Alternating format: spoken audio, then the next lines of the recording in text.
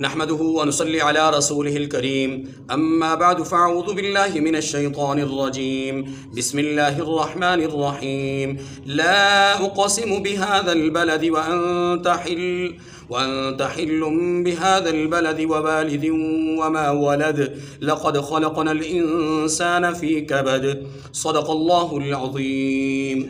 سورۃ البلد پہلی آیت میں یہ لفظ موجود ہے لا اقسم بهذا البلد، اسی سے اس سورہ مبارکہ کا نام منتخب کیا گیا۔ البلد شہر کو کہتے ہیں۔ یہ سورہ مبارکہ مکی صورت ہے اور اس میں 20 آیات ہیں۔ اللہ رب العزت نے اس سورہ مبارکہ میں بھی قیامت کے عنوان کو سمجھایا ہے۔ لا اقسم بهذا البلد، اس شہر کی میں قسم کھاتا ہوں۔ اللہ فرماتے ہیں لا، یہ جو لا ہے اس کا معنی عام طور پر یہ کیا جاتا ہے کہ یہ لا معنوی اعتبار سے زائد ہے، لیکن اگر اس کا معنی کیا جائے تو پھر مطلب یہ ہوگا کہ اللہ رب العزت ان نظریات کی تردید فرماتے ہیں جو مشرکین کہا کرتے تھے کہ آپ اللہ کے نبی نہیں ہیں۔ اللہ فرماتے ہیں لا، تمہاری یہ بات جھوٹی ہے، وہ ہمارے نبی ہیں۔ اقسم بهذا البلد، میں اللہ فرماتے ہیں میں اللہ اس شہر کی قسم کھاتا ہوں۔ تم کہتے ہو کہ قیامت نہیں ہے، لا، تمہارا یہ دعویٰ جھوٹا ہے، میں اس شہر کی قسم کھاتا ہوں۔ ایک قسم ہو گئی شہر کی۔ نمبر 2 وَأَنْتَ حِلٌّ بِهَذَا الْبَلَدِ، اور آپ اسی شہر میں رہتے ہیں۔ دیکھیے لفظ حل کا پہلے معنی سمجھ لیجئے۔ حل کے یہاں پر 3 مفہومی معنی ہیں۔ نمبر 1 رہنے والے، وَأَنْتَ حِلٌّ بِهَذَا الْبَلَدِ، یہ معنی ہوگا کہ آپ اس شہر میں رہتے ہیں، رہنے والے ہیں۔ حل کا دوسرا معنی بڑا عجیب ہے اور وہ یہ ہے کہ آپ کی ذات تو ایسی ہے جو قابل احترام ہے، لیکن لوگوں نے آپ کا احترام کیا نہیں۔ اب اس کو میں تھوڑا سا کھولتا ہوں۔ بتایا یہ جا رہا ہے کہ محبوب اس شہر میں لوگ خون بہانا حرام سمجھتے ہیں، اس شہر میں لوگ جھگڑنا حرام سمجھتے ہیں، لڑائی کرنا حرام سمجھتے ہیں، حتیٰ کہ درخت کاٹنا بھی حرام سمجھتے ہیں، گھاس کاٹنا بھی حرام سمجھتے ہیں، کسی جانور کو نقصان دینا اور تکلیف پہنچانا بھی حرام سمجھتے ہیں۔ تو کتنے بےہودہ لوگ ہیں، کتنے بے شرم لوگ ہیں کہ جس ذات کی وجہ سے ان تمام چیزوں کو بنایا ہے اس کے احترام کا خیال نہیں کر رہے، آپ کو تکلیفیں پہنچاتے ہیں، آپ کو اذیت پہنچاتے ہیں، آپ کو نقصان پہنچاتے ہیں۔ وَأَنْتَ حِلٌّ بِهَذَا الْبَلَدِ کا معنی اب یہ ہوگا محبوب لوگوں نے آپ کو تکلیف پہنچانا حلال بنا لی ہے، لوگوں نے آپ کو اذیت دینا حلال سمجھ لی ہے، حالانکہ یہاں تو جانور کو بھی تکلیف پہنچانا حرام ہے، تو آپ تو وہ ہیں کہ لولا لما خلقت الافلاق۔ وَأَنْتَ حِلٌّ بِهَذَا الْبَلَدِ کا یہ معنی بھی سمجھ آ گیا۔ نمبر 3 وَأَنْتَ حِلٌّ بِهَذَا الْبَلَدِ، یہ جو حل ہے اس کا معنی یہ ہے کہ آپ صلی اللہ علیہ وسلم کو پیشن گوئی اللہ فرما رہے ہیں کہ ان قریب یہ شہر آپ کے لیے حلال کر دیا جائے گا، اور ہوا بھی۔ سن 8 ہجری میں اللہ نے کچھ لمحے کے لیے مکہ مکرمہ کی سرزمین کو اپنے حبیب کے لیے حلال کر دیا۔ وَأَنْتَ حِلٌّ بِهَذَا الْبَلَدِ کا معنی آپ کے لیے اس شہر کو حلال کر دیا جائے گا۔ سمجھ آ گئی؟ دیکھیں وَأَنْتَ حِلٌّ بِهَذَا الْبَلَدِ پہلا معنی یہ آپ اس شہر میں رہنے والے ہیں، یہی عمومی طور پہ معنی کیا جاتا ہے۔ وَأَنْتَ حِلٌّ بِهَذَا الْبَلَدِ محبوب آپ کو اذیت پہنچانا لوگوں نے حلال بنا لی ہے۔ وَأَنْتَ حِلٌّ بِهَذَا الْبَلَدِ آپ کے لیے اس شہر کو رب حلال فرما دیں گے۔ ٹھیک ہے جی، تینوں معنی سمجھ آ گئے۔ وَوَالِدٍ وَمَا وَلَدَ 2 قسمیں ہو گئی، تیسری قسم اور والد کی قسم، وَمَا وَلَد اور جو اس کی اولاد ہے اس کی قسم، والد کی اور اولاد کی قسم۔ مراد کیا ہے؟ مراد یہ آدم علیہ السلام اور آدم علیہ السلام کی اولاد، یعنی گویا کہ انسان کی اللہ رب العزت یہاں پر قسم کھا رہے ہیں۔ تو 4 قسمیں ہو گئی۔ نمبر 1 محبوب اس شہر کی قسم، نمبر 2 آپ کی ذات مقدس کی قسم کہ آپ اس شہر میں رہتے ہیں، یا آپ کو لوگوں نے تکلیف پہنچانا حلال بنا لی ہے، یا آپ کے لیے ان قریب اس شہر کو اللہ حلال فرما دیں گے، گویا آپ کی ذات اقدس کی قسم۔ نمبر 3 والد کی قسم، نمبر 4 اولاد کی قسم۔ 4 قسمیں کھائی ہیں اللہ نے، اور 4 قسمیں کھا کر کے بیان کیا کرنا مقصود ہے؟ جوابی قسم کیا ہے؟ لقد خلقنا الانسان فی کبد، ہم نے انسان کو تکلیف میں رہنے والا بنایا ہے، مشقت میں رہنے والا، مشقت میں زندگی گزارنے والا بنایا ہے۔ اب آپ انسان کی ابتدا سے لے کر کے انتہا تک دیکھیں تو مشقت ہی مشقت ہے۔ اس کی ابتدا رحم مادر میں کن حالات میں ہوتی ہے؟ اندھیرا، پھر اندھیرا، پھر اندھیرا، 3 اندھیروں میں، پھر مشقت سے اس کی پیدائش، پھر مشقت سے اس کا بچپنا، اور پھر جوانی کی دہلیز پہ قدم رکھ کر کے دنیا کی مشقتیں، خیالات، غم، زمانے کی مجبوریاں، پریشانیاں، حالات، اولاد کے تقاضے، یہ ساری چیزیں، ماں باپ کی خدمت، پڑوس حقوق، یہ سارے معاملات، یہ ساری چیزیں مشقتیں ہیں۔ پھر بلوغت سے پہلے اگر آپ دیکھیں تو بلوغت سے پہلے بچپنے کی مشقتیں، بلوغت کے ساتھ ہی احکامات شریعت کی مشقتیں، یہ ساری مشقتیں، ان میں انسان اپنا سروائیو کرتا ہے، زندگی گزارتا ہے۔ اسی لیے فرمایا انسان کو ہم نے پیدا ہی مشقت میں رہنے کے لیے کیا ہے، انسان کو آسانیوں میں رہنے کے لیے نہیں پیدا کیا، انسان کو سہولتوں میں رہنے کے لیے پیدا، اس کے لیے سہولتیں اور آسانیاں کہیں اور رکھی ہیں، یہاں مشقتیں رکھی ہیں۔ اسی لیے فرمایا رسول اللہ صلی اللہ علیہ وسلم نے کہ یہ جو دنیا ہے یہ مومن کے لیے قید خانہ ہے اور کافر کے لیے جنت ہے۔ آسانی کافر نے اپنے لیے سمجھنی ہے، مومن نے نہیں سمجھنی۔ مومن کے لیے یہ دنیا کے آزمائش کا گھر ہے۔ دیکھیے اسی لیے فرمایا لقد خلقنا الانسان فی کبد ایحسب ان لن یقدر علیہ احد یقول اہلکت مالا لبدا۔ یہاں انسان کے اس مزاج کو بیان کیا جا رہا ہے جو وہ سمجھتا ہے کہ مال و دولت ہی سب کچھ ہے۔ اللہ فرماتے ہیں کیا وہ یہ خیال کرتا ہے کہ اس پر کوئی کسی کا قابو نہیں، یعنی اس پر کوئی قابو نہیں پائے گا؟ یقول اہلکت مالا لبدا، وہ کہتا ہے کہ میں نے بہت سا مال برباد کیا ہے۔ اب یہ جو جملہ ہے اس سے پہلے یہ سمجھیے اللہ پاک فرماتے ہیں کہ اللہ یقدر علیہ، انسان سمجھتا ہے کہ اس پر کسی کا قابو زور نہیں ہے، حالانکہ یہ اس کا محض توہم ہے۔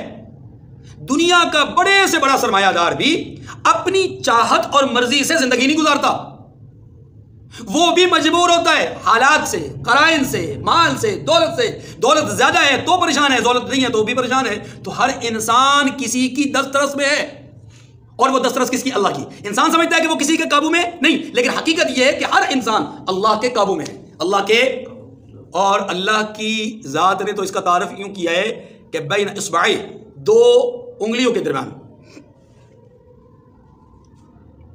کچھ بھی نہیں ہے، وہ جس طرح چاہے اس کے دل کو پلٹ دے، جس طرح چاہے اس کے خیالات کو بدل دے، چاہے تو خیالات لانے والی مشین دماغ کو مئو کر دے، کوئی پوچھنے والا نہیں ہے، زبان کو گم کر دے، کوئی پوچھنے والا نہیں ہے، آنکھ کو بینائی سے محروم کر دے، کوئی پوچھنے والا نہیں، کان کو سنوائی سے محروم کر دے، کوئی پوچھنے والا نہیں، یہ اس کی قدرت ہے۔ تو کیسے انسان دعویٰ کر سکتا ہے کہ اس پر کسی کی کوئی قدرت نہیں؟ آگے یقول اہلکت مالا لبدا، کہتا ہے کہ میں نے بہت سارا مال برباد کیا۔ یہ اس جملے کا معنی یہ ہے کہ انسان جب اپنی زندگی کے آخری ایام کی طرف جاتا ہے، میں اس مثال سے بات سمجھانا چاہتا ہوں، آخری ایام کی طرف جاتا ہے، ادھیڑ پن کی طرف، بیماری لگ جاتی ہے، اب وہ بیماری دور نہیں ہو رہی، بیماری دور، کمر کا درد ہے، کمر جھک گئی ہے، سیدھی نہیں ہو رہی، مثال کے طور پر سیدھی نہیں ہو رہی، علاج کروا رہا ہے، ڈاکٹرز کو ہر قسم کی لیبارٹری میں اپنا ٹیسٹ کروایا، ہر قسم کے ڈاکٹر کو چیک کروایا، بڑے سے بڑے سرجن اور اسپیشلسٹ کو چیک کروایا، لیکن اس کی کمر سیدھی اب نہیں ہو رہی۔ پھر وہ کہتا ہے یار اتنا پیسہ برباد کر دیا، اتنا سرمایہ لگا دیا، جوانی، یہاں سرمایہ سے مراد، مال سے مراد صرف پیسہ ہی نہیں، وقت میں نے لگایا، جوانی میں نے لگائی، عمر میں نے لگائی، اپنی صلاحیتیں صرف کر دی، اور یہ اب نتیجہ یہ ہے کہ میں اپنے آپ کو ان بربادیوں سے بچا نہیں پا رہا۔ یہ ہے بات، یقول اہلکت مالا لبدا، کہتا میں نے بڑا مال برباد کیا۔ اس میں بعض مفسرین نے شان نزول کے طور پر ایک کافر کا بھی ذکر کیا ہے کہ وہ کافر رسول اللہ صلی اللہ علیہ وسلم کی ذات عالی کے خلاف بڑی کوشش کرتا تھا کہ آپ کا دین نہ پھیلے، اور اس کے لیے وہ پیسہ خرچ کرتا تھا، غلاموں کو خریدتا تھا، غلاموں پر صرف کرتا تھا کہ آپ نے اول فول بکنا ہے تاکہ رسول اللہ صلی اللہ علیہ وسلم کی آواز مدم ہو جائے، بند ہو جائے، آواز جو ہے وہ نہ اٹھ سکے۔ لیکن جب اس نے دیکھا کہ یہ سب کچھ کرنے کے باوجود بھی ان کی آواز کم نہیں ہوئی، تو اس نے پھر یہ جملے کہے کہ اتنا سرمایہ خرچ کر دیا، فائدہ کچھ نہ ہوا، اللہ نے اس کی طرف اشارہ کیا۔ یہ بعض مفسرین کی رائے ہے، ورنہ جمہور کی بات وہی میں نے جو پہلے عرض کر دی کہ مطلقاً یہ اجمالی جملہ ہے۔ آگے فرمایا ایحسب ان لم یرہ احد، کیا اسے یہ گمان ہے کہ اس کو کسی نے دیکھا نہیں؟ یعنی مطلب یہ ہے اس کے اعمال کو کوئی جانتا نہیں، کیا اس کا یہ گمان ہے؟ ہرگز نہیں، اس کے اعمال کو ہماری طرف سے نگران وہ لکھ رہے ہیں اور مسلسل لکھ رہے ہیں۔ الم نجعل له عینین ولسانا وشفتین وہدیناہ النجدین، یا اللہ اپنی قدرت کا اظہار فرما کر کے قیامت کو سمجھا رہے ہیں۔ فرمایا بھلا ہم نے اس کو دو آنکھیں نہیں دی جن سے وہ حالات کو، قرائن کو، واقعات کو، معاملات کو دیکھ سکے، ولسانا وشفتین، اور زبان نہیں دی اور ہونٹ نہیں دیے، یعنی یہ نعمتیں استعمال کر کے بھی وہ سمجھ نہیں رہا کہ قیامت پر حق ہے، قیامت کا انکار کر رہا ہے۔ وہدیناہ النجدین، اور کیا ہم نے اس کو دو راستے نہیں دکھائے، یعنی خیر اور شر، اچھائی اور برائی کا راستہ نہیں دکھایا۔ یہ بتانے کے بعد سمجھانا کیا مقصود ہے؟ سمجھانا یہ مقصود ہے کہ اتنی نعمتیں استعمال کرتا ہے پھر بھی ان نعمتوں کے دینے والے منعم کو نہیں پہچان رہا، اور منعم کے احکامات کو نہیں پہچان رہا۔ کتنا بد نصیب آدمی ہے۔ اب وہ گھاٹیاں، وہ خیر اور شر کی جو راستے ہیں وہ کیا ہیں؟ فرمایا کہ فلقتحم العقبہ، اس خیر اور شر کی بنیاد پہ اللہ تعالیٰ ایک بات فرما رہے ہیں، فلقتحم العقبہ، کہ یہ انسان جو اللہ کی قدرت کو نہیں دیکھ رہا، خیر و شر کو نہیں پہچان رہا، اس کے متعلق فرمایا فلقتحم العقبہ، مگر وہ گھاٹی پر سے ہو کر نہیں گزرا۔ مطلب یہ کہ وہ گھاٹی پر سے گزرا نہیں ہے، گھاٹی کی طرف نہیں گیا، گھاٹی کے اوپر چڑھائی نہیں کی۔ اب اس گھاٹی سے مراد کیا ہے؟ توجہ، گھاٹی سے مراد احکامات شرعیات ہیں، گھاٹی سے مراد عقائد ہیں، گھاٹی سے مراد عبادات ہے، گھاٹی سے مراد اعمال صالحہ ہیں۔ یہ شخص جو قیامت کا منکر ہے، عقائد کا منکر ہو گیا، جو عقائد کا منکر ہے وہ عبادات کو کب تسلیم کرے گا؟ جو عبادات کو تسلیم نہیں کرتا وہ اعمال صالحہ اس کے نامہ اعمال میں کم ہوں گے۔ اسی لیے فرمایا فَلَقْتَحَمَ الْعَقَبَةَ، یہ گھاٹی پر چڑھا ہی نہیں۔ حالانکہ ہر انسان کو اوپر کیا کہا گیا؟ مشقت میں رہنے والا بنایا گیا، اس کو گھاٹی پہ چڑھنا چاہیے، احکامات الہی کو قبول کرنا چاہیے۔ اب احکامات الہی کو گھاٹی سے تعبیر کیوں کیا؟ جواب اس کا یہ ہے کہ دیکھیے گھاٹی پر چڑھنا مشکل کام ہوتا ہے نا، اوپر چڑھائی کی طرف چڑھنا مشکل کام ہوتا ہے، ایسے ہی احکامات شرعیہ پر عمل کرنا واقعی مشکل کام ہے۔ رات کی تاریکی میں بندہ سویا ہوا ہو اور اس کو خیال آ جائے کہ میرا رب مجھے پکار رہا ہے، چل بستر چھوڑ مسجد کی طرف، اٹھتا ہے، پھر اس کے ذہن میں، دل اور دماغ میں شیطان وسوسے ڈالتا ہے، کہاں جا رہا ہے؟ آرام چھوڑ کر کے، دیکھ تیرے سر میں درد ہے، آج آرام کر لے، کوئی بات نہیں، تو یہی پڑھ لینا۔ یہ جو وسوسے ہیں یہ احکامات شرعیہ پر عمل کرنے میں دشواری پیدا کرتے ہیں۔ باپ حلال کا کماتا ہے، گھر میں فراوانی نہیں ہے، اولاد کہتی ہے بابا جی دائیں طرف بائیں طرف، لوگ خوشحالی میں زندگی گزار رہے ہیں، وہاں ہر روز عیش و عشرت کی زندگی اور عیش و عشرت کے نشانات نظر آتے ہیں۔ ہمارے یہاں فقر و فاقہ ہے، تنگی ہے، ہاں جی پریشانی ہے۔ آپ ایک اچھی پوسٹ پر ہیں، دیکھیے کچھ وصول کر لیجئے، وہ لوگ فلاں بھی تو لیتا ہے، وہ فلاں بھی تو رشوت لیتا ہے، فلاں بھی تو تحفے تحائف لیتا ہے، فلاں بھی تو ہدیہ لیتا ہے، آپ بھی لے لیجئے۔ اب باپ کے سامنے مشکل گھاٹی ہے کہ وہ اللہ کی مانے یا اولاد کی طرف سے ڈیمانڈز کو پورا کرے۔ اللہ کی مانتا ہے تو آزمائشوں میں اضافہ ہوتا ہے، اور اگر اولاد کی مانتا ہے تو جہنم کی طرف جاتا ہے۔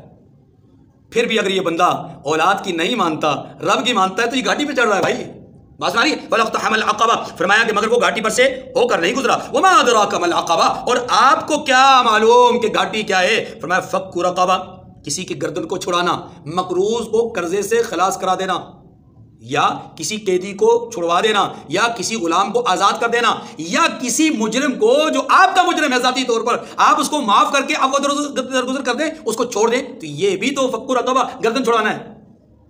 اور جو پرندے قیدی کیے ہوئے ہیں، گھر میں پنجروں میں رکھے ہوئے ہیں، ان پرندوں کو اللہ کی رضا کے لیے چھوڑ دینا، ان کی قید کو آزادی میں بدل دینا۔ فَكُّ رَقَبَةٍ، فَكُّ رَقَبَةٍ کی ہر وہ صورت کہ یاد رکھیے جس میں تنگی کے مقابلے میں آسانی آپ پیدا کرتے ہیں تو وہ فَكُّ رَقَبَةٍ کے اندر شامل ہے، چاہے وہ جانوروں کے ساتھ ہو، چاہے وہ انسانوں کے ساتھ ہو، اپنے ملازمین کے ساتھ ہو، اولاد کے ساتھ ہو، یا رشتہ داروں کے ساتھ ہو، پڑوس کے ساتھ ہو، جس کے ساتھ بھی تنگی کا معاملہ آپ کی طرف سے ہو، آپ اس تنگی کو آسانی میں بدل دیں تو یہ فَكُّ رَقَبَةٍ میں شامل ہے۔ آگے فرمایا او اطعام فی یوم ذی مسغبہ، یا بھوک کے دن کھانا کھلانا، یعنی ایسا آدمی کہ جس کو بھوک لگی ہو اس کو کھانا کھلا دینا، اس کے لیے وہی دن بھوک کا دن ہے۔ لوگ مجھ سے پوچھتے ہیں کہ صدقے میں سب سے افضل چیز کیا ہے؟ میں نے کہا کسی آدمی کی ضرورت کو پورا کر دینا یہ سب سے افضل صدقہ ہے۔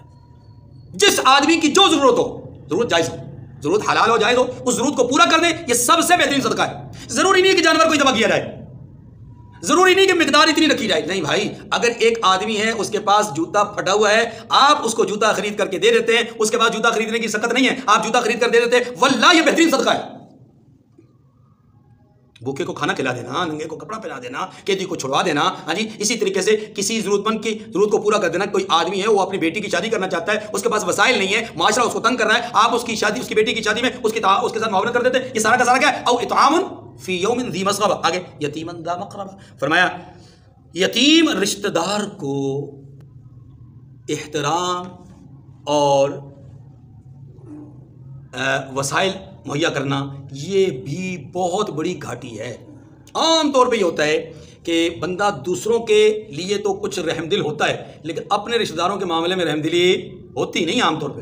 یتیم ہو گھروں میں، ابتدائی طور پہ جب شروع میں اس کا والد سر سے سایہ اس کا اٹھ جائے، والد کا سایہ، تو آدمی خیال کرتے ہیں، لیکن جیسے جیسے وقت گزرتا جاتا ہے اس پر سختی، اس کو لان تان، اس کو تان و تشنیع، اس کے اوپر جملے کسنا، یہ سارا کچھ ہو جاتا ہے۔ اللہ فرماتے ہیں یتیم بھی ہو، قرابت دار بھی ہو، اس کے ساتھ حسن سلوک کا معاملہ کرنا بہت بڑی گھاٹی ہے بھائی۔ او مسکین اندامت، اچھا لوگ بعض اوقات نیکی کرنے سے پہلے یہ بھی سوچتے ہیں کہ یار اگر اس کے ساتھ میں نے یہ نیکی کر لی نا تو کل کو یہ پھر دروازے پہ کھڑا ہوگا، اس لیے بھی نیکی نہیں کرتے۔ اگر آج اس کو کچھ دے دیا تو کل کو پھر آ جائے گا، اس لیے بھی نیکی نہیں کرتے۔ اس لیے یتیما ذا مقربہ کہا کہ جو قرابت دار یتیم ہے نا، اس کا خیال کرنا بڑا مشکل کام ہوتا ہے۔ او مسکین ذا متربہ، یا فقیر جو کہ تنگ دست ہو، ایسا فقیر جو کہ تنگ دست ہو، اس کا خیال کرنا، اس کی ضرورت کو پورا کرنا، یہ ساری کی ساری کیا ہیں؟ گھاٹیاں ہیں جن کو عبور کرنا۔ ثم كان من الذين آمنوا وتواصوا بالصبر وتواصوا بالمرحمة۔ اگر آپ نے غور کیا تو ان چاروں آیات کریمہ میں ایک چیز کامن ہے، اور وہ کیا ہے؟ کہ انسان کے اندر صفت ترحم پیدا ہو، نرمی کی، شفقت کی، مہربانی کی صفت پیدا ہو جائے. اور یاد رکھیے یہ وہ صفت ہے جو اللہ رب العزت کی صفت ہے اور رسولوں کی صفت ہے. یہ صفت جس کے اندر پیدا ہو گئی نا ترحم کی، تو وہ آدمی دنیا کے اندر بہت ساری نیکیوں کا سرمایہ اکٹھا کر سکتا ہے. ثم كان من الذين آمنوا وتواصوا بالصبر وتواصوا بالمرحمة.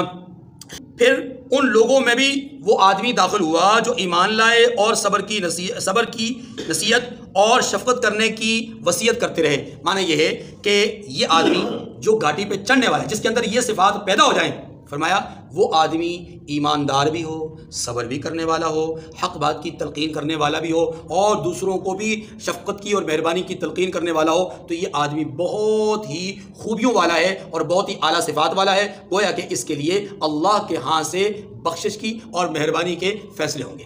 یہی لوگ صاحب سعادت ہیں، یعنی دائیں ہاتھ والے. میں مانا کا مانا دائیں ہاتھ والے، اور جو دائیں ہاتھ میں نامہ اعمال لے گا وہ صاحب سعادت ہوگا. آگے فرمایا والذین کفروا بآیاتنا هم اصحاب المشأمہ. اس کے مقابلے میں وہ لوگ کہ جنہوں نے ہماری آیتوں کو نہیں مانا وہ بدبخت ہیں. علیہم نار مؤصدہ.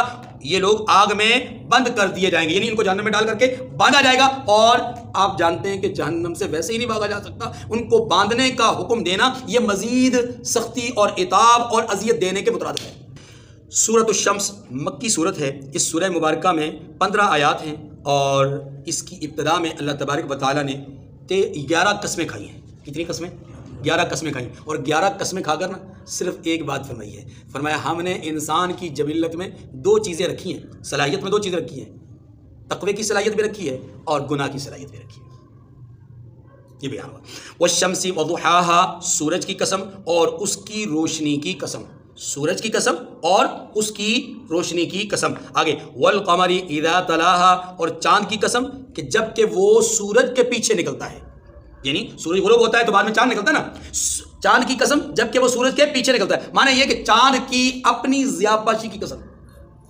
سورج کی روشنی اصل ہے، چاند کی روشنی مستعار ہے جو کہ سورج سے وہ لیتا ہے. آگے فرمایا والنہار اذا جلاها. اور دن کی قسم جب اسے چمکا دے، یعنی دن سورج کو چمکا دے. یہ ہے اصل بات. لیکن سوال پیدا ہوتا ہے کہ سورج چمکاتا ہے، دن تو سورج کو نہیں چمکاتا. تو اس کا جواب یہ ہے کہ اللہ تعالیٰ نے سورج کی چمک دمک کا جو وقت ہے نا، اس وقت کی طرف نسبت کر کے کہا کہ یہ وقت سورج کو چمکا رہا ہے. حقیقت تو یہی ہے کہ سورج کی وجہ سے روشنی ہوتی ہے، لیکن اس وقت کو عظمت دینے کے لیے، وقت کی اہمیت کو بتانے کے لیے کہ دن کا وقت بھی بڑی اہمیت کا حامل ہے. انسان کی معاش اس سے وابستہ ہے، انسان کے وسائل اور مسائل اس سے وابستہ ہے. اسی لیے دن کی اہمیت کو اجاگر کرنے کے لیے کہا کہ والنہاری اذا جلا. دن کی قسم جب کہ وہ سورج کو روشن کرتا ہے. میں نے عرض کیا حقیقت میں تو سورج ہی دن کو یعنی روشنی پھیلاتا ہے، لیکن اس پھیلنے ہوئی روشنی کا جو وقت ہوتا ہے وہ کیا ہوتا ہے؟ دن. اسی لیے دن کی قسم کھائی گئی. بس مانگی. واللیل اذا یغشاها. اور رات کی قسم جب اسے چھپا لے، یعنی رات کی قسم جب وہ سورج کو چھپا لیتا ہے. یہاں پر بھی وہی معنی ہے، یہاں پر بھی وہی معنی ہے کہ سورج جب چھپ جاتا ہے تو رات آتی ہے. لیکن اللہ نے رات کی اہمیت کو اجاگر کرنے کے لیے کہا کہ گویا رات سورج کو چھپا رہی ہے. بس مانی جیسے دن سورج کو چمکاتا نہیں لیکن دن کی اہمیت کو اجاگر کرنے کے لیے کہا، ایسے ہی رات کی اہمیت کو اجاگر کرنے کے لیے کہا کہ یہ رات سورج کو چھپا رہی ہے. آگے فرمایا والسماء وما بناها. اور آسمان کی قسم وما بناها. یہاں اس کو ذرا سمجھیے. یہ جب آپ سمجھ لیں گے تو آگے میں صرف ترجمہ کروں گا. یاد رکھیے کہ جو ما کا لفظ ہے نا، اس ما کو ما مصدریہ بھی کہہ سکتے ہیں، اس ما کو ما موصولہ بھی کہہ سکتے ہیں. یہ گرامر کی بات ہے، بس کتنا سی بات عرض کرنے کے بعد آپ ترجمہ سمجھیے. ترجمہ میں 2 طرح کے ترجمہ کر سکتے ہیں. ایک والسماء وما بناها. اور آسمان کی قسم اور اس کی بناوٹ کی قسم. آسمان مطلقاً ایک مخلوق، اور جو اس کو بنایا گیا، کیسے بنایا گیا، اس بناوٹ کی قسم. والسماء وما بناها. ایک ترجمہ سمجھ گیا. دوسرا ترجمہ والسماء وما بناها. آسمان کی قسم اور اس کو بنانے والے کی قسم. آپ سمجھ گئے؟ دونوں ترجمے سمجھ. آگے والارض وما طحاها. زمین کی قسم اور اس کے بچھائے جانے کی قسم. ایک ترجمہ زمین کی قسم وما طحاها. اور اس کو بچھانے والے کی قسم یا پھیلانے والے کی قسم. اس کے پھیلاؤ کی قسم یا پھیلانے والے کی قسم. آگے ونفس وما سواها. اور انسان کی قسم اور وما سواها. اور اس کو درست کیے جانے کی قسم. وما سوا اور اس کو برابر کرنے کی قسم. پھر ونفس وما سواها. اور انسان کی قسم وما سواها. اور اس کو درست کرنے والے کی قسم. 2 قسمیں ہو گئیں. اب آگے فألهمها فجورها وتقواها. پھر اس کو بدکاری سے بچنے اور پرہیزگاری کرنے کی سمجھ دی. الہمہا فجورہا و تقواہا، پھر اس کے اندر پرہیزگاری کی تقویت بھی بخشی اور فجور گناہ کی تقویت بھی بخشی۔ کیا مانا؟ اللہ نے انسان کے اندر دونوں طرح کی صلاحیتیں رکھی ہیں۔ یہ 11 قسمیں کھا کر کے اصل بات یہ بتائی گئی ہے، اور اس کا نتیجہ پھر آگے بیان کیا گیا کہ یہ 2 صلاحیتیں اللہ نے انسان کے اندر رکھی ہیں، فجور کی صلاحیت بھی رکھی ہے اور تقوی کی صلاحیت بھی رکھی ہے، یعنی گناہ کی صلاحیت بھی ہے اور نیکی کی صلاحیت بھی ہے۔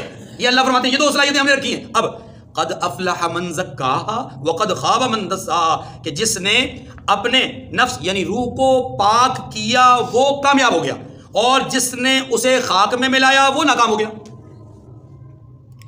جو روح کے اندر، جو انسان کے ضمیر کے اندر، دل کے اندر، انسان کی صلاحیت کے اندر 2 چیزیں رکھی ہیں، ایک گناہ کی، ایک نیکی کی۔ جس نے گناہ کو غالب کیا اس نے گویا خود کو زمین میں دسا دیا، کیونکہ یاد رکھیے کہ جو آدمی گناہ کی طرف مائل ہوتا ہے وہ گویا کہ خود کو زمین میں دسا رہا ہے۔ اور یہ دسا کا جو لفظ ہے نا قرآن پاک میں پہلے بھی آپ 2-3 وہ پڑھ چکے ہیں، سورۃ النحل میں آپ نے پڑھا ہے، اسی طریقے سے سورۃ زخرف میں پڑھا ہے کہ جب کسی کافر کو بیٹی کی بشارت سنائی جاتی تھی تو وہ پریشان ہو جاتا تھا اور وہ سوچنے لگ جاتا تھا کہ اب میں کیا کروں، یدسہ فی التراب، کیا مٹی کے اندر اپنا منہ چھپا لوں، مٹی کے اندر اپنے آپ کو دسا دوں؟ بس نہیں رہی۔ تو یہ لفظ پہلے پڑھ چکے۔ وقد خاب من دساہا کا معنی کیا ہوگا؟ جس نے اپنی روح کو گندا کیا اس نے گویا کہ اپنے آپ کو زمین میں دسا دیا، اور جس نے اپنی روح کو پاکیزہ کیا اس نے گویا کہ اپنے آپ کو اٹھا لیا۔ من تواضع للہ عام بات ہے، جس نے عاجزی اختیار کی، اصل ترجمہ تو یہی ہے، لیکن من تواضع للہ کا معنی کیا ہوگا؟ جس نے اللہ کے لیے خود کو جھکا لیا، معاملات میں، عبادات میں، احکامات میں، عقائد میں، ہر چیز میں۔ یاد رکھیے اللہ اس کو بلند کر دیتے ہیں، من تواضع للہ رفعہ اللہ۔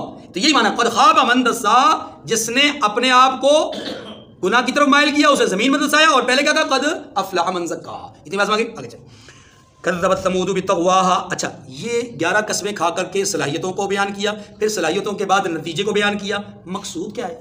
مقصود یہ ہے اللہ پاک اس بات کو بابر کروانا چاہتے ہیں کہ اے میرے بندو، جس طرح میں 2 مختلف صلاحیتیں دے کر کے 2 مختلف نتائج کے اعتبار سے گروہ تیار کرتا ہوں، ایسے ہی سمجھو کہ اس کائنات کے اندر مختلف اور متضاد چیزوں کو، دن اور رات، سورج اور چاند، اسی طریقے سے روشنی اور تاریکی، یہ متضاد چیزیں پیدا کر کے میں تمہیں یہ بات باور کروانا چاہتا ہوں کہ جب ہر طرح کے چیزوں پر میرا کنٹرول ہے، چاہے کوئی کتنا ہی متضاد کیوں نہ ہو، کوئی کتنا ہی سمت مخالف میں کیوں نہ ہو، ہر مخالف سمت کو کنٹرول کرنے والا میں ہی ہوں۔ رات دن یہ متضاد سمتیں ہیں، لیکن یہ میرے حکم سے چلتی ہیں، میرے حکم سے۔ تاریکی روشنی متضاد ہیں لیکن میرے حکم سے ہوتی ہیں۔ تو یہ کائنات کا سارا نظام میرے کنٹرول میں ہے۔ تو تمہارے اندر تو صرف 2 صلاحیتیں ہیں، تمہارے اندر تو صرف 2 صلاحیتیں ہیں، فجور کی اور تقوی کی۔ اگر تم ان صلاحیتوں کو میری منشا کے مطابق استعمال کرو گے تو میں تمہیں بلندی دوں گا، اور اگر تم ان کو میری منشا کے مطابق استعمال نہیں کرو گے تو پھر یاد رکھو کہ میں تمہیں زمین میں دسا دوں گا، تباہ برباد کر دوں گا۔ یہ ہے اصل مقصود، اور یہ اشارہ ہے اس بات کا کہ ظاہر ہے جب تمہیں صلاحیتیں دی ہیں تو نتیجہ بھی تو مرتب کرنا ہی کرنا ہے۔ تو وہ نتیجہ مرتب کرنے کے لیے میں نے ایک وقت مقرر کیا ہے، اور وہی وقت قیامت کا وقت ہے۔ تو گویا ان آیات کریمہ سے قیامت کو ثابت کرنے کے لیے یہ سارا تانا بانا بنا گیا ہے۔ آگے دیکھیے کذبت ثمود بطغواہا۔ اب اسی قیامت کو ایک اور انداز میں بیان کیا گیا کہ آپ تاریخ پہ غور کرو، جنہوں نے قیامت کا انکار کیا ہے وہ کبھی کامیاب نہیں ہوئے۔ مثال کے طور پہ اللہ نے قوم صالح کا یہاں پر ذکر کیا ہے، واقعہ آپ کے سامنے ہے، کیسے انہوں نے اونٹنی کا مطالبہ کیا، پھر اونٹنی کے لیے اللہ نے جو احکامات نازل کیے وہ ان کو بتائے گئے، نہیں مانے، اللہ نے ان کو ذلیل اور رسوا کر دیا۔ فرمایا کذبت ثمود بطغواہا، سمود نے اپنی سرکشی کے سبب پیغمبر کو جھٹلایا۔ کذبت یعنی قوم سمود نے اپنے پیغمبر کو جھٹلایا۔ اذ انبعث اشقاہا، کب؟ جب ان میں سے ایک نہایت بدبخت اٹھا، جب ایک نہایت بدبخت، اور اس نے اٹھ کر کیا کیا؟ اس نے اٹھ کر کے اونٹنی کی کونچیں کاٹی اور اونٹنی کو شہید کر دیا۔ فقال لهم رسول اللہ ناقۃ اللہ وسقیاہا، تو اللہ کے پیغمبر نے ان سے کہا کہ اللہ کی اونٹنی اور اس کے پانی کی باری سے ڈرو، بچو، یعنی اس کی مخالفت سے بچو۔ یہ بات تفصیلاً آپ کے سامنے ہے، ٹھیک ہے۔ فَكَذَّبُوهُ فَعَقَرُوا، اچھا پیغمبر نے یہ بھی کہا تھا کہ اگر تم اونٹنی کو چھو گے بری نیت سے، لا تمسوها بسوء، بری نیت سے اس کو چھونا مت، اگر چھو گے فَيَأْخُذَكُمْ عَذَابٌ عَلِيمٌ، تو اللہ تمہیں دردناک عذاب میں مبتلا کر دے گا، پکڑ لے گا تمہیں۔ بات قوم کو سمجھائی۔ اب قوم نے یہ سارے حالات جب دیکھے نا کہ اونٹنی سب کچھ پی رہی ہے، سب کچھ کھا رہی ہے، ہمارے لیے تو بچا کچھ نہیں، تو انہوں نے پیغمبر سے کہا کہ اے پیغمبر، ہم آپ کی اس بات کو نہیں مانتے کہ اونٹنی کو چھونے سے کچھ ہو جائے گا، ہمیں کچھ نہیں ہوتا۔ ہمیں کچھ بھی نہیں ہوتا. لہٰذا انہوں نے بے باکی کا مظاہرہ کر کے اونٹنی کو مار دیا. اب اسی کو بیان کیا گیا فَكَذَّبُوهُ، پیغمبر کی اس بات کو جھٹلایا. فَعَقَرُوهَا، سو انہوں نے اونٹنی کو کاٹ دیا. فَدَمْدَمَ عَلَيْهِمْ رَبُّهُمْ بِذَنبِهِمْ فَسَوَّاهَا، تو اللہ نے ان کے گناہ کے سبب ان پر عذاب نازل کیا.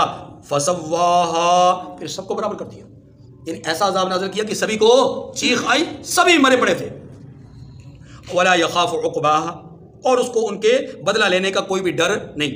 یہ اللہ کے بارے میں ہے کہ اللہ کسی سے انتقام لیں تو اللہ کو ڈر نہیں ہے. اس کو ذرا جملے کو سمجھیں. اس دنیا کے اندر بڑی سے بڑی طاقت بھی ہو نا، اگر وہ کسی قسم کا کوئی سزا کا فیصلہ کرنا چاہتی ہے نا، تو ایک دفعہ دل میں اس کے وسوسہ ضرور آتا ہے.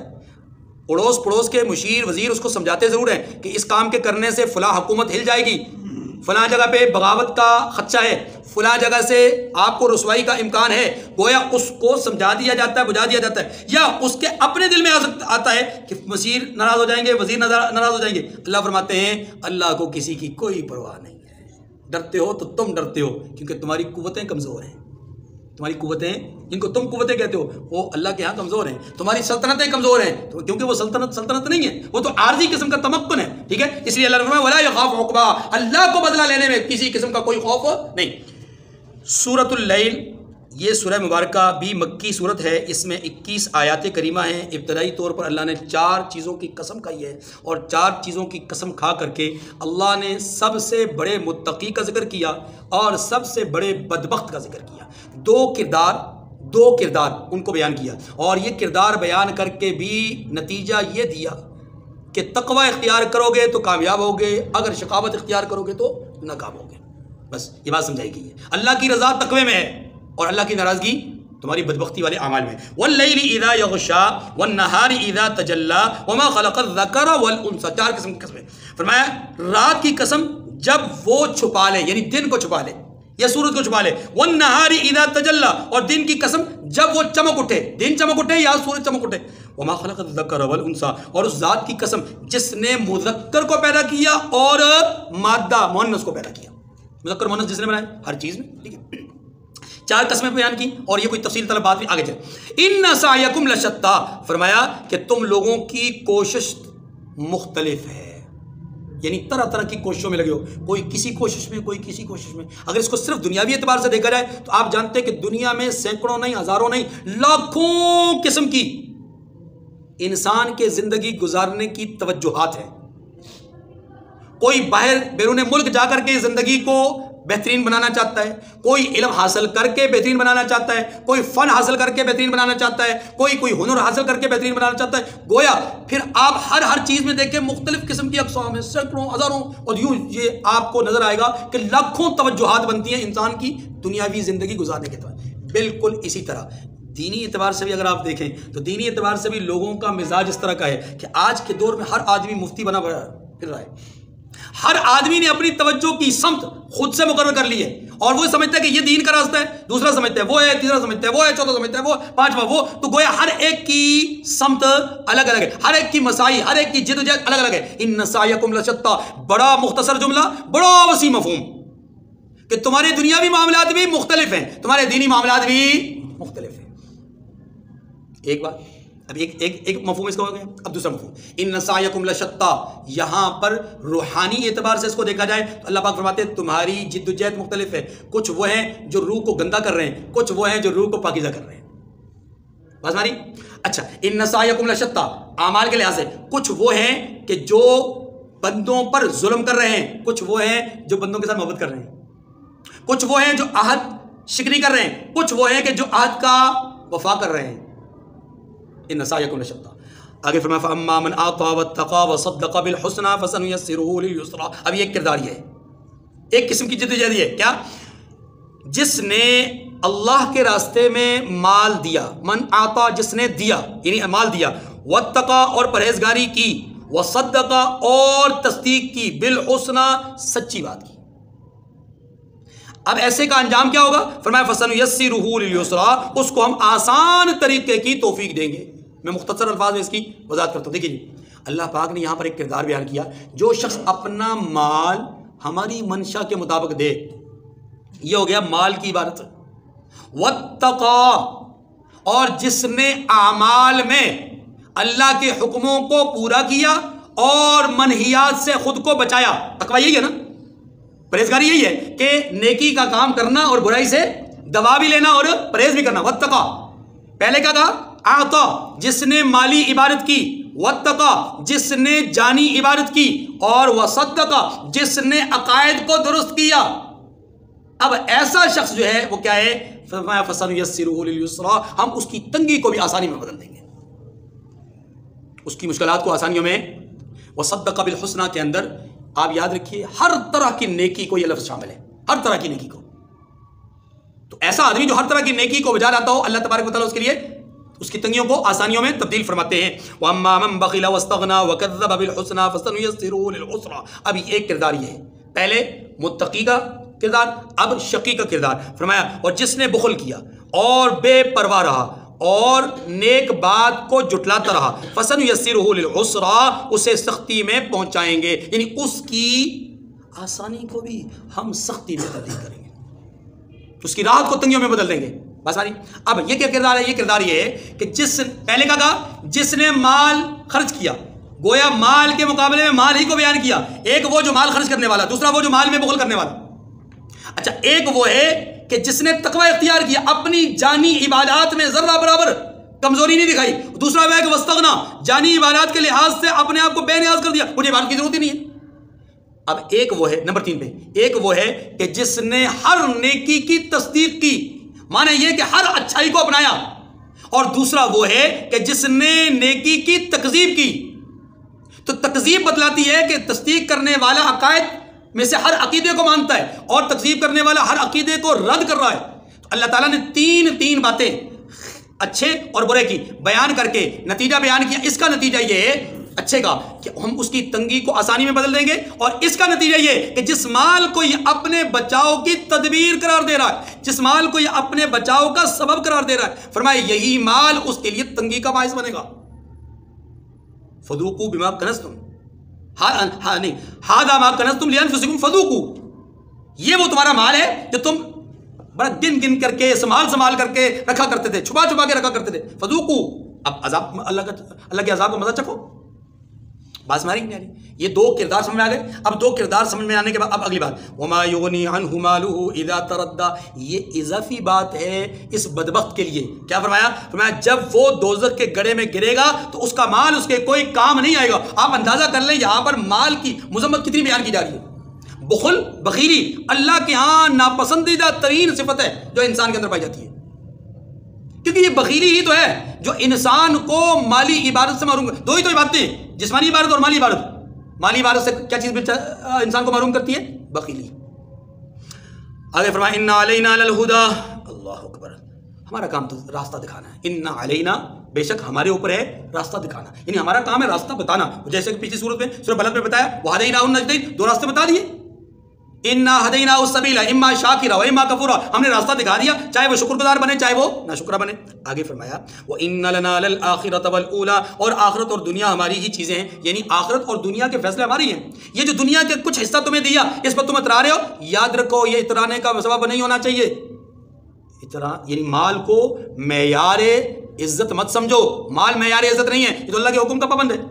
آج ہے کل نہ ہو. پھر آخرت بھی اللہ کے, جیسے دنیا اللہ کے حکم سے چل رہی ہے آخرت بھی اللہ کے حکم سے ہوگی. کیا اشارہ کیا؟ اس بات کا اشارہ کیا کہ اگر اللہ کو راضی کرو گے تو اللہ قیامت کے دن اپنی رضا کے تمہارے لیے بھی فیصلہ فرمائیں گے. جیسا کہ سورہ فجر کے آخر میں کیا کہا, فادخلی فی عبادی وادخلی یا ایتھا النفس المطمئنہ ارجعی الی ربک راضیۃ مرضیہ.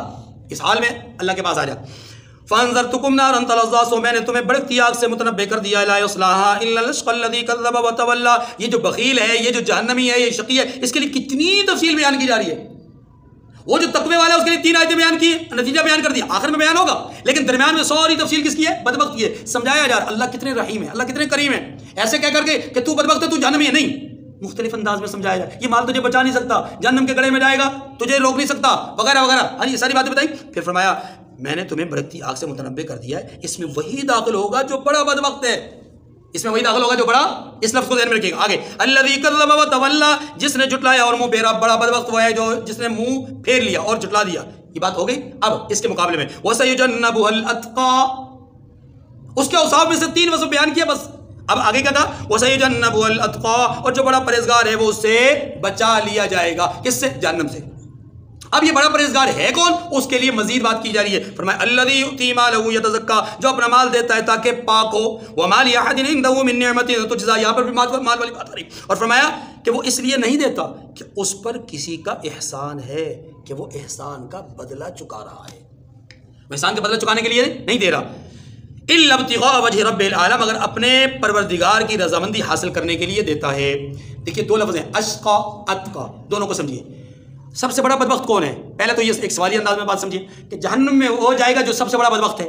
تو اس سے ایک سوال پیدا ہوتا ہے کہ نعوذ باللہ کیا چھوٹے بدبخت جہنم میں نہیں جائیں گے؟ جواب اس کا یہ ہے کہ نہیں جائیں گے، چھوٹے بڑے سارے جائیں گے. لیکن یہاں جو بات کہی جا رہی ہے اس کو سمجھنے کے لیے پھر اتقا کو بھی سمجھیں کہ حضور کے زمانے میں کہا گیا کہ اتقا کیا ہے؟ جنت میں جائے گا، اتقا جہنم سے بچایا جائے گا. تو کیا چھوٹے متقی نہیں بچائے جائیں گے؟ چھوٹے متقی بھی بچائے جائیں گے. اب اصل بات سمجھیے. اصل بات یہ ہے کہ یہ جو اشقا اور اتقا ہے یہ رسول اللہ صلی اللہ علیہ وسلم کے زمانے کے اعتبار سے بتائی جا رہی بات. عام نقطہ سمجھیے گا. حضور کے زمانے میں حضور کے چہرہ نبوت کو دیکھ کر کے کوئی بدبخت، کوئی ذلیل رذیل اس چہرہ نبوت کو دیکھ کر بھی ایمان نہیں لاتا تو اس سے بڑا بدبخت کائنات میں کوئی نہیں ہے. اس لیے حضور کے زمانے کے سارے کافر سب سے بڑے بدبخت ہیں، اور جنہوں نے چہرہ نبوت کو دیکھا ہے، ایمان قبول کیا ہے، وہ اس زمانے کے سب سے بڑے متقی ہیں. کیا مطلب؟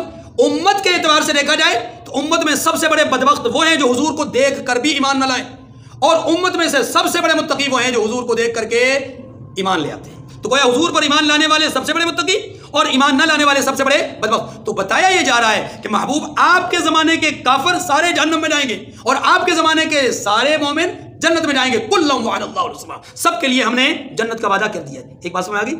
اب اسی کو ایک اور ذوق کے مطابق بات سمجھیے گا. سارے صحابہ اتقا ہیں، سارے صحابہ اتقا ہیں. پوری امت میں سے سب سے بڑے متقی کون ہیں؟ صحابہ. سب سے بڑے متقی کون ہیں؟ صحابہ. سارے صحابہ اتقا. لیکن ایک جملہ ذوق کے لیے کہنا چاہتا ہوں، ابو بکر امام الاتقیاء ہے رضی اللہ تعالیٰ عنہ، کیونکہ حضور نے اپنی حیات طیبہ میں انہیں آگے کھڑا کیا. جیسا کہ مسجد اقصی میں اللہ نے محمد کریم کو سارے نبیوں کے آگے کھڑا کیا، تو وہ امام الانبیاء ہیں، سارے نبیوں کے مقتدی اور پیشوا ہیں. تو یاد رکھیے یہاں پر حضور نے مسجد نبوی میں ابو بکر کو آگے کھڑا کیا. مسجد اقصی کی فضیلت یہ ہے کہ 25,000 نمازوں کا ثواب ہے. مسجد حرام کی فضیلت یہ ہے کہ وہاں 1,00,000 نمازوں کا ثواب ہے. مسجد نبوی کی فضیلت یہ ہے کہ 50,000 نمازوں کا ثواب ہے. اب اگلا جملہ سنیے گا. رسول اللہ نے ابو بکر کو وہ مقام دیا ہے کہ 50,000 نمازوں والی جگہ پر بھی ابو بکر کو پہلے کھڑا کیا، اور پہلے حج کے سفر میں بھی ابو بکر کو امام بنا کر کے 1,00,000 نمازوں والی امامت میں بھی ان کو آگے کیا ہے.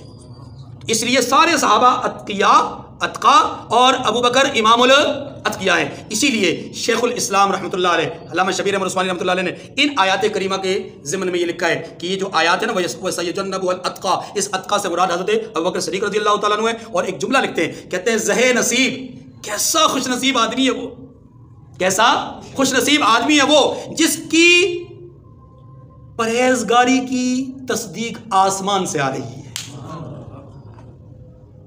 اور آخری جملہ وَلَسَوْفَ يَرْضَىٰ، وَان قریب خوش ہو جائے گا.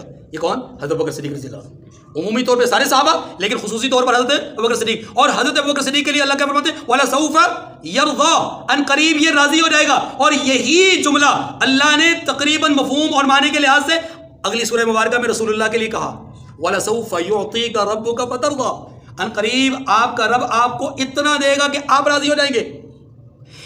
جس رضا کو اللہ نے رسول کے لیے بیان کیا اسی رضا کو دنیا میں ابو بکر کے لیے بھی بیان کیا ہے. گویا ابو بکر رضی اللہ عنہ کی رضا اور خوشبختی یہ انعکاس ہے اس عظیم الشان رضا کی جو رسول اللہ صلی اللہ علیہ وسلم کے لیے اللہ نے بیان کی ہے. چلیے سورۃ الضحیٰ، یہ سورت بھی مکی ہے، اس میں 11 آیات ہیں، اور اس میں اللہ تبارک و تعالیٰ نے ابتدائی طور پر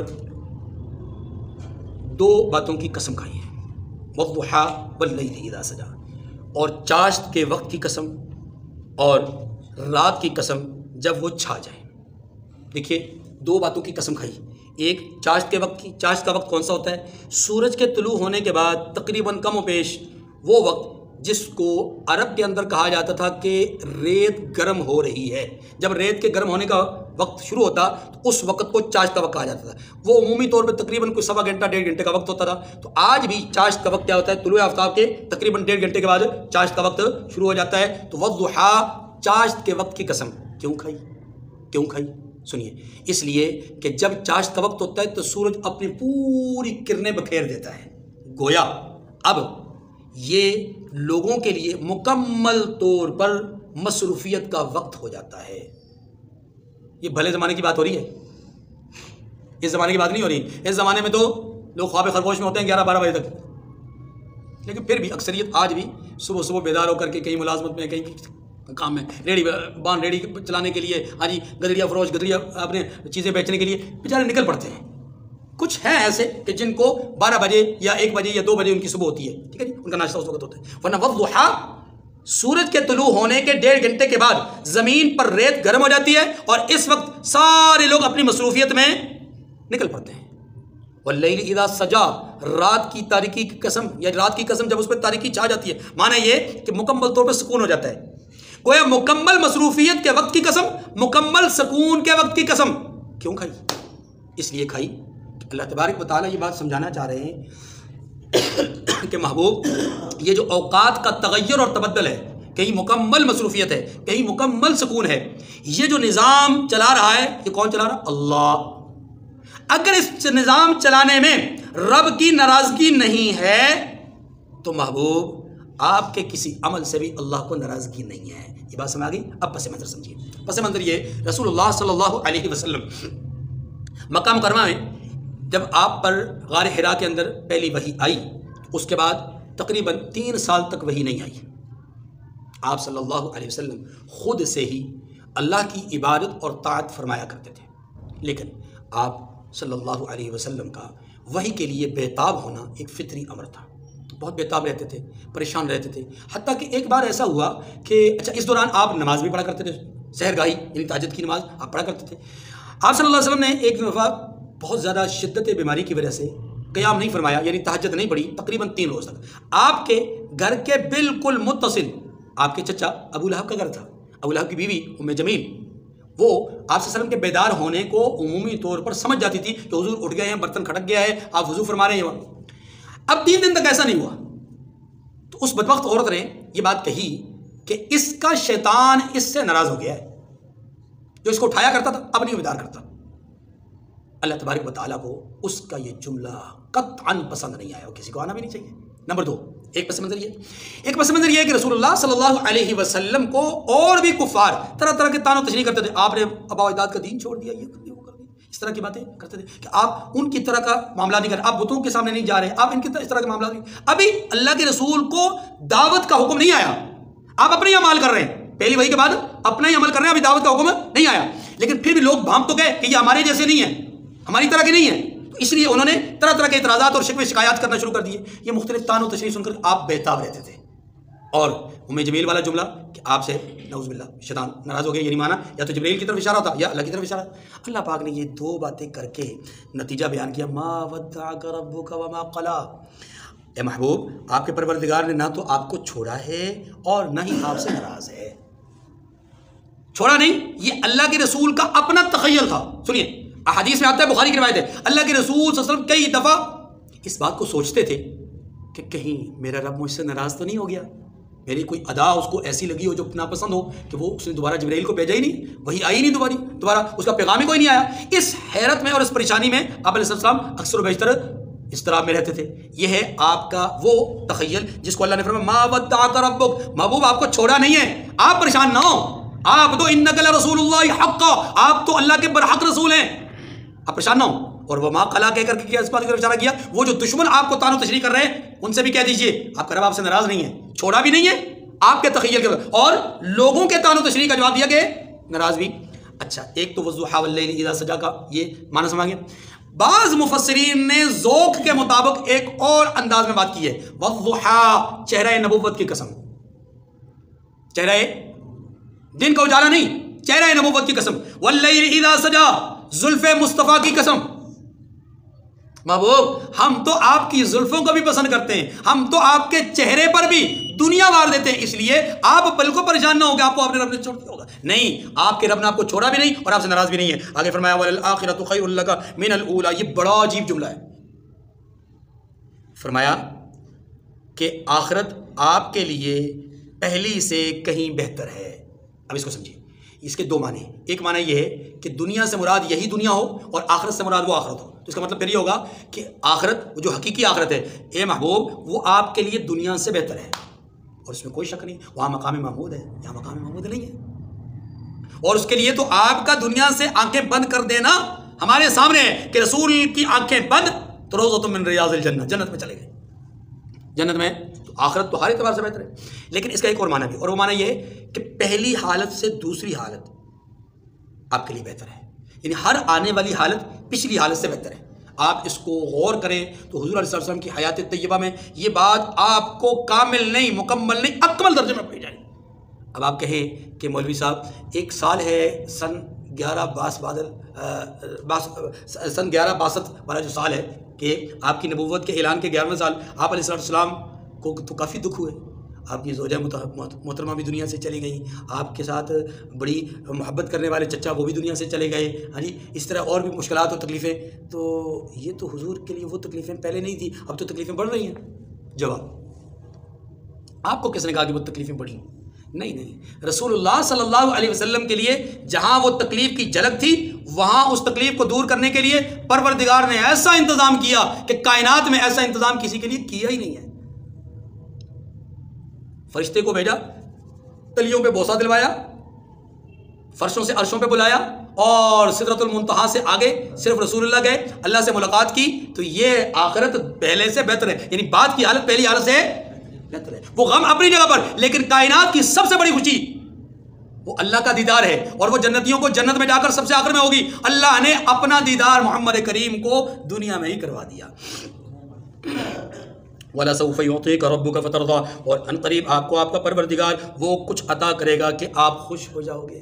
ساری دنیا رب کی رضا تلاش کرتی ہے اور رب فرماتے ہیں کہ محبوب میں آپ کو اتنا دوں گا کہ آپ مجھ سے راضی ہو جاؤ گے۔ حَلَمْ يَجِدْكَ يَتِيمًا، اچھا یہاں پر یہ بات سمجھیے، رسول اللہ صلی اللہ علیہ وسلم کی ایک حدیث مبارکہ آپ نے فرمایا کہ اس آیت کریمہ کی روشنی میں آپ نے فرمایا قیامت کے دن میں اپنے رب سے اپنی رضا کا اظہار اس وقت کروں گا، میں اس وقت راضی ہوں گا جب میرا رب میرے امتیوں میں سے ہر امتی کو جہنم سے نکال کر جنت میں لے جائے گا۔ اس سے مراد امت مرحومہ ہے، امت مغضوبہ نہیں، کافر نہیں، مومن جس نے کلمہ پڑھا ہوگا۔ اللہ کے رسول فرماتے ہیں کہ جب تک وہ جہنم سے نکل کر جنت میں نہیں چلا جائے گا میں اس وقت تک راضی۔ کیا مطلب؟ اللہ سے راضی نہیں، اللہ سے تو راضی ہوں گے، مطلب یہ کہ مجھے خوشی اس وقت ہوگی جب سارے جہنمی، میری امتی سارے جو جہنم میں گئے وہ جنت میں چلے جائیں گے، اصل خوشی مجھے اس وقت ہوگی۔ بات مانگی کہ نہیں؟ یہ ہے آپ صلی اللہ علیہ وسلم کا اپنی امت پر لقد كان لكم في رسول لقد جاءكم رسول من انفسكم عزيز عليه ما عنتم حريص عليكم بالمؤمنين، یہ حرص کرنا ہے۔ دیکھیے الم یجدک یتیما فآویٰ، تین باتیں اللہ تبارک و تعالیٰ نے بطور احسان بیان فرمائی ہیں، تین باتیں۔ پہلی بات بطور احسان بیان فرمائی، بھلا اس نے تمہیں یتیم پا کر جگہ نہیں دی؟ سوال یہ ہے یتیمی میں کفالت، یتیمی میں پرورش، یتیمی میں آگے بڑھانا، یہ کون سا کوئی اتنا بڑا احسان ہے؟ یہ تو عمومی طور پہ بہت سارے لوگوں کے ساتھ ہوتا ہے کہ نہیں؟ بہت سارے یتیم پرورش پائے جاتے ہیں، تو یہ کون سا احسان ہے؟ جواب احسان ہے جناب، آپ حالات پہ غور کیجئے۔ مکہ کی سرزمین ہے، وہاں معاشرہ یہ ہے کہ جو بچہ یتیم ہو جائے، یعنی جو آدمی مر جائے، اس مرنے والے کا سارا مال چچا رشتہ دار لوٹ لیتے تھے، یتیم تہی دست ہوتا تھا، نمبر ایک۔ نمبر دو، یتیم کو معاشرے میں، پیچھے کہا نا یتیم ذا مقربہ، میں نے اس لیے کہا تھا اپنے قریبی رشتہ دار یتیم کو پرورش کرنا، اس کے ساتھ اس نے سلوک کرنا بڑا مشکل کام ہوتا ہے۔ یتیم کے ساتھ اس وقت رویہ یہ ہوتا تھا کہ اس کو کھانا دیا جاتا تھا تو ایسے جیسے جانوروں کے آگے پھینک دیا جاتا، اس کو ہر وقت اٹھتے بیٹھتے تان و تشریح کا اس کو سامنا کرنا پڑتا، اس کو جملے کا سننے پڑتے کہ جناب تو بڑا بد نصیب تھا، تیرا باپ مر گیا اور تیری بدبختی کی وجہ سے وہ مر گیا، اس طرح کے جملے کا اس کو سننے پڑتے تھے۔ یتیم کو لوگ محبت کی نگاہ سے دیکھتے نہیں تھے، یتیم کے ساتھ حسن سلوک کا معاملہ کرتے نہیں تھے۔ اللہ نے اپنے حبیب سے فرمایا محبوب ہم نے آپ کو اس وقت پیدا کیا جب آپ کے سر پہ والد کا سایہ تھا نہیں، آپ کی پیدائش سے پہلے والد کا سایہ اٹھا لیا، اب آپ بظاہر دنیاوی اعتبار سے والد کے سائے کے کہ بغیر دنیا میں آئے، لیکن اس کے باوجود آپ کی زندگی ہم نے ایسی آپ کو دی کہ کبھی کسی کو جرت نہیں ہو سکی کہ وہ آپ کی یتیمی پر انگلی اٹھاتا، آپ کو تان و تشریح کرتا، آپ کو کچھ کھلانے پلانے میں بد سلوکی کا مظاہرہ کرتا، آپ کو جملے کستا، آپ کو منحوس یا اس طرح کے الفاظ آپ کے لیے استعمال کرتا۔ اس تناظر میں اللہ نے فرمایا محبوب آپ کی یتیمی دوسرے یتیموں سے بالکل مختلف ہے، دوسرے یتیموں کو مشکلات کا سامنا کرنا پڑا، آپ کو بوجہ یتیمی آپ کو کبھی کسی مشکل کا سامنا نہیں کرنا پڑا۔ اس بات کو اللہ تعالیٰ نے بطور احسان بیان کیا، الم یجدک یتیما فآویٰ، محبوب ہم نے آپ کو یتیم پا کر کے آپ کو جگہ نہیں دی، یعنی ٹھکانہ نہیں دیا۔ نمبر 2 ووجدک ضالا فہدی، اور راستے سے ناواقف دیکھا تو راستہ نہیں دکھایا۔ اب اس کو ذرا سمجھیے، دیکھیے جی ضالن کا اصل معنی، یعنی ضالن کا معنی ایک معنی کیا ہے؟ ضالن کا ایک معنی یہ جو ہمارے تصور میں، ہمارے خیال میں یہ ہوتا ہے، ہم ضال اس کو سمجھتے ہیں جو دینی اعتبار سے راہ حق سے بھٹکا ہوا ہو، گمراہ ہو، ہم اس کو کیا کہتے ہیں؟ ضال۔ لیکن یاد رکھیے ضال کا صرف یہ معنی نہیں ہے، بلکہ ضال کا ایک معنی یہ بھی ہے کہ ایک آدمی مثال کے طور پر چوراہے میں کھڑا ہے، اب وہ پریشان ہے اس بات سے کہ میں نے دائیں طرف جانا ہے یا بائیں طرف جانا ہے، حالات کے مطابق اس کو سمجھ نہیں آ رہی، اس کو بھی ضال کہتے ہیں، ضال الطریق، راستے کو گم کرنا۔ اس آیت کریمہ کے پس منظر میں یہ بھی لکھا گیا ہے کہ بچپن میں آپ صلی اللہ علیہ وسلم اپنے گھر سے دور نکل گئے، راستہ بھول گئے، آپ کو راستہ ملا نہیں، اور ابو جہل نے آپ کو دیکھا، آپ کو کہا کہ بھتیجے کہاں؟ کہا مجھے راستے کا علم نہیں۔ ابو جہل نے اپنے پیچھے اونٹ پہ بٹھانا چاہا تو حضور کے پیچھے بٹھانے کے نتیجے میں اونٹ نے چلنا بند کر دیا، اونٹ چلا نہیں۔ بڑی سوچ و بچار کے بعد اس نے حضور کو آگے بٹھایا، پھر پیچھے بیٹھا تو اونٹ چل پڑا، پھر اس نے تجربے کے لیے پیچھے بٹھایا، اونٹ نے چلنا بند کر دیا، پھر آگے بٹھایا تو اونٹ چل پڑا۔ تو اللہ تعالیٰ نے اسی واقعے کو یاد کرواتے ہوئے فرمایا محبوب ایک وقت وہ تھا جب آپ راستہ بھول گئے تھے تو ہم نے آپ کو راستے کی نشاندہی کی۔ بعض لوگوں نے یہ پس منظر بیان کیا، لیکن صحیح بات یہ، اب آپ اصل روشنی کو سمجھیے، اصل بات یہ کہ رسول اللہ صلی اللہ علیہ وسلم بت پرستی سے تنگ تھے، کہ لوگ کیسے بت پرستی کر لیتے ہیں، کیسے بتوں کے سامنے جھک جاتے ہیں، آپ کو بڑی دقت ہوتی، بڑی تکلیف ہوتی تھی، لیکن آپ کے اپنے سامنے کوئی واضح نشانات بھی نہیں تھے، کوئی واضح احکامات بھی نہیں تھے، کوئی تعلیمات بھی نہیں تھی، کوئی ارشادات بھی نہیں تھے، کوئی نصب العین بھی نہیں تھا، زندگی گزارنے کا کوئی اسلوب اور کوئی طریقہ واضح طور پہ موجود نہیں تھا، کوئی رہنمائی آئی نہیں تھی۔ ان تمام صورتوں میں آپ پریشان تھے۔ میں نے عرض کیا کہ چوک میں کھڑا ہوا آدمی راستے کے اعتبار سے متحیر ہے، پریشان ہے کہ ادھر کو جاؤں یا ادھر کو جاؤں۔ اللہ کے رسول کے سامنے بھی راستے کا تعین مکمل طور پہ تھا، عبادت کرنا چاہتا ہوں لیکن کس طریقے سے کروں، اللہ کی صفات کو جاننا چاہتا ہوں لیکن وہ صفات کیسے سمجھ میں آئیں گی، ان صفات کے تقاضے کیا ہوں گے، ان کو پورا کیسے کرنا ہے، اللہ تبارک و تعالیٰ کی پہچان اور معرفت مجھے کیسے حاصل ہوگی، کن ذرائع اور اسباب کو اختیار کر کے اللہ کی معرفت میں حاصل کر سکوں۔ ان تمام چیزوں کے اعتبار سے آپ علیہ السلام ذہنی اعتبار سے پریشان تھے۔ اسی پریشانی کو ضال کے لفظ کے ساتھ استعمال کیا گیا کہ آپ کے سامنے راستہ متعین نہیں تھا، دین والا اور شریعت والا، اللہ کی معرفت والا، عبادت والا راستہ متعین نہیں تھا۔ پھر اللہ نے آپ کو راستے کا تعین بتایا، آپ کو راستہ دکھایا، آپ کے پاس وحی بھیجی، اپنی مرضی اور اپنی منشا آپ کو بتائی، احکامات بتلائے، آپ کے سامنے سارا کچھ کلیئر ہو گیا، جس کو سورۃ الشورى کے اندر اللہ تبارک و تعالیٰ نے فرمایا ما کنت تدری ما الکتاب ولا الایمان، آپ کو پتہ نہیں تھا ایمان کیا ہے، کتاب کیا ہے، یعنی اس چیز کا تعین نہیں تھا۔ یاد رکھیے اس کا یہ مطلب ہرگز نہیں، کوئی میرے جملوں سے غلط معنی نہ لے کہ نعوذ باللہ حضور پہلے اللہ کو جانتے نہیں، اللہ کو جانتے تھے لیکن مکمل صفات کے ساتھ اور ان صفات کے تقاضوں کے ساتھ آپ کے سامنے راستہ متعین نہیں تھا۔ جب اللہ نے وہی بھیجنا شروع فرمائی تو آپ کے سامنے راستے کھلتے گئے۔ اسی کو بیان کیا وَوَجَدَكَ ضَالًّا فَهَدَىٰ، محبوب ہم نے آپ کو راستے سے ناواقف پایا، عبادات کے لحاظ سے، معاملات کے لحاظ سے، پھر ہم نے آپ کا راستہ درست کر دیا، سیدھا راستہ آپ کو دکھا دیا۔ آگے تیسرا احسان وَوَجَدَكَ عَائِلًا فَأَغْنَىٰ، اور آپ کو تنگ دست پایا تو غنی کر دیا۔ یہاں بھی تنگ دستی اور غنا دونوں میں دو معنی ہیں۔ تنگ دستی سے مراد آپ کو دنیاوی مالی اعتبار سے تنگ دستی۔ آپ کو یہاں کہے کہ جناب حضور کب تنگ دست ہوئے، جواب یہ ہے کہ اللہ رب العزت نے ظاہری اسباب کے اعتبار سے حضور کو وہ اسباب نہیں دیے تھے جو بہت سارے مشرکین کے پاس تھے، اسی کو بیان کیا گیا کہ ظاہری طور پہ آپ کے پاس مالی تنگی تھی، پھر اللہ نے آپ کو غنا نصیب فرمایا، اس سے مالی تنگی کو مراد لے لیں تو پھر حضرت عبد المطلب کی کفالت، پھر ابو طالب کے ساتھ سفر تجارت اور آپ صلی اللہ علیہ وسلم کا خود سفر کرنا، یہ آپ کی تنگی کو دور کرنے کے اسباب، پھر حضرت سیدہ خدیجہ الکبریٰ کے ساتھ آپ کا نکاح اور ان کے مال سے اللہ نے اپنے حبیب کو جو فائدہ دیا، یہ ساری چیزیں کیا ہے؟ تنگ دستی کو دور کرنے کے لیے. ایک تنگ دست پایا تو آپ کو غنا نصیب کر دیا، یہ مالی تنگ دستی. اور علماء نے لکھا ہے کہ یہاں ایک روحانی تنگ دستی بھی ہے. روحانی طور پہ آپ چونکہ پریشان تھے، تنگی کا شکار تھے، تو اللہ نے اس تنگی کو دور کرنے کے لیے آپ کو علم وحی سے نوازا. جب آپ کو علم وحی سے نوازا تو آپ غنی ہو گئے. اب اللہ تبارک و تعالیٰ نے 3 احسانات بتا کر کے بتانا کیا مقصود ہے کہ 3 طرح کے حکم دیے ہیں. نمبر 1 فَأَمَّا الْيَتِيمَ فَلَا تَقْهَرْ، سو آپ بھی یتیم پر ستم نہ کیجیے، یعنی یتیم کو جھڑکیے گا مت. اس سے پتہ چلا کہ یتیم کو جھڑکنا ہی اس پر ستم ہے. مارنا تو بہت دور کی بات ہے، اس کو ستانا تو بہت دور کی بات ہے، محض اس کو جھڑک دینا ہی یہ اس کے لیے کیا ہے؟ ستم کی بات ہے. کیوں؟ اس لیے کہ جب آپ اس کو اس کی خواہش اور خوشی کے برعکس کوئی بھی رویہ اس کے سامنے اختیار کریں گے، فوری طور پر اس کو اپنا باپ یاد آ جائے گا، اس کو اپنا والد یاد آ جائے گا. اس لیے یہ جھڑکنا اس کے لیے کیا ہوگا؟ ستم. اب اگلی بات، دوسری بات فرمائی وَأَمَّا السَّائِلَ فَلَا تَنْهَرْ، جب آپ کے پاس کوئی مانگنے والا آئے تو اس کو بھی جھڑکنا نہیں. اس کو بھی کیا مطلب ہوا؟ مطلب یہ ہے کہ آپ سائل کے سوال کو پورا کیجیے. یہی وجہ صحابہ کرام کہتے ہیں کہ جب ہم رسول کے پاس جاتے تھے صلی اللہ علیہ وسلم، کبھی ایسا نہیں ہوا کہ کسی نے کوئی ضرورت اپنی حضور کے سامنے پیش کی ہو اور حضور نے مطلقاً منع کر دیا. نہیں، حضور یا تو پاس ہوتا تو دے دیتے، پاس نہ ہوتا تو آپ کسی سے منگوا کر، قرض منگوا کر دے دیتے. یہ بھی نہ ہوتا تو پھر حضور ایک اور کام کیا کرتے تھے. وہ کیا کام کرتے تھے کہ جاؤ وہ فلاں آدمی کے پاس، اس کو میرا سلام کہنا اور اپنی حاجت اس سے بیان کر دینا. یہ بھی ایک طریقہ تھا سائل کو دینے کا. تو یہ دوسری بات ہو گئی. تیسری بات وَأَمَّا بِنِعْمَةِ رَبِّكَ فَحَدِّثْ، اور اپنے پروردگار کی نعمتوں کا بیان کرتے رہیے. دیکھیے جی، 3 باتیں اوپر بیان ہوئیں کہ 3 احسانات آپ کو اللہ نے یاد ہے. آپ کو یتیم پایا تو کفالت کی، آپ کو راستے سے ناواقف پایا تو راستہ دکھایا، آپ کو تنگ دست پایا تو غنی کر دیا. لہٰذا اب آپ جیسے اللہ نے آپ پر احسان کیا یتیمی کے معاملے میں، آپ بھی لوگوں پر احسان کیجئے. آپ بھی لوگوں پر، اور یاد رکھیے احسان اصل میں ہوتا ہی وہ ہے کہ جو بلا سود ہو. کیا مانا یہ کہ بغیر کسی کے احسان کے آپ کسی کے ساتھ نیکی کریں. اگر نیکی کے بدلے میں نیکی کی تو وہ احسان نہیں ہوتا. اصل احسان وہ ہوتا ہے کہ اگر کسی نے آپ کے ساتھ نیکی نہیں کی اور آپ اللہ کی رضا کے لیے اس کے ساتھ نیکی کرتے ہیں تو یہ ہے اصل احسان. فرمایا آپ یتیموں پر احسان کیجئے.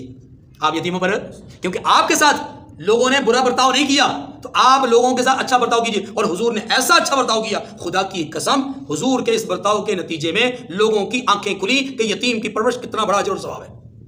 دوسری بات حضور کے لیے فرمایا آپ راستے سے ناواقف تھے، آپ کو راستہ دکھایا تو محبوب آپ کو جو راستہ اللہ نے دکھا دیا نا، اب یہ راستہ آپ لوگوں کو بھی دکھائیے. لوگوں کو بھی یہ راستہ، اس سے اشارہ ہے اس بات کی طرف کہ یاد رکھیے کہ آپ صلی اللہ علیہ وسلم کو تبلیغ کا گویا اشارہ کیا جا رہا ہے کہ آپ دین کی تبلیغ کرتے رہیے، کیونکہ یہی وہ راستہ ہے کہ جس کو لوگ انجان سمجھتے ہیں، ناواقف ہیں اس سے آپ لوگوں کو روشناس کرائیے، اس سے لوگوں کو واقف کرائیے. تیسری بات کہ آپ کو اللہ نے تنگ دستی سے غنا عطا کیا تو آپ کے پاس اگر کوئی سائل آ جاتا ہے تو آپ اس کو محروم نہ کیجیے، اس کو عطا کیجیے. پھر حضور نے ایسا کیا. اللہ تعالیٰ مجھے اور آپ کو سمجھنے کی توفیق نصیب فرمائے. وآخر الدعوانا ان الحمد للہ رب العالمین.